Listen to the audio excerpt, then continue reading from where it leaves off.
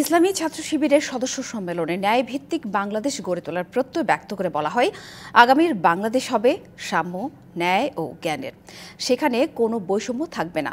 সম্মেলনে জামায়াতে ইসলামের আমির ডাক্তার শফিকুর রহমান আওয়ামী লীগকে সন্ত্রাসী দল আখ্যা দিয়ে বলেন, যারা গদি রক্ষার জন্য মানুষ হত্যা করে তাদের রাজনীতি করার অধিকার নেই।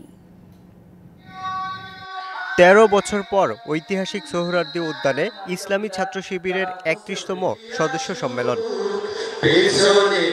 আয়োজনে যোগ দেন জামাতে ইসলামের আমির সহ দেশি বিদেশি মেহমান। সম্মেলনে অতিথির বক্তব্যে বৈষম্য বিরোধী ছাত্র আন্দোলনের সমন্বয়ক সার্জিস আলম স্বৈর শাসকদের বিরুদ্ধে হুঁশিয়ারি দেন।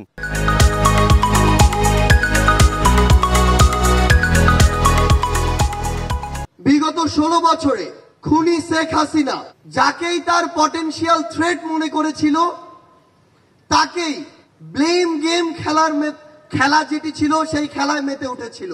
আগামীর বাংলাদেশ গঠনে দেশের স্বার্থকে সবার আগে রেখে আমরা একইভাবে ঐক্যবদ্ধভাবে কাজ করে যাব। সম্মেলনে জামায়াতের আমির আওয়ামী লীগকে সন্ত্রাসী দল হিসেবে আখ্যা দেন। এই বাংলার মাটিতেই দেখতে চাই একজন অপরাধীও যেন এখান থেকে বাঁচতে না পারে, তা আমরা দেখতে চাই। তাতে সময় যা লাগুক দেখে বিচার করতেই হবে। নিজের দেশের মানুষকে হত্যা করে গদি রক্ষার জন্য তারা কখনো রাজনৈতিক দল হতে পারে না, তারা একটি সন্ত্রাসী দল। ছাত্র শিবিরের সম্মেলনে সব বৈষম্য দূর করে ন্যায়ভিত্তিক বাংলাদেশ গড়ার প্রত্যয় ঘোষণা করা হয়। বিভ্রান্তি সৃষ্টি হয়। Yusuf Rana, DBC news, Dhaka.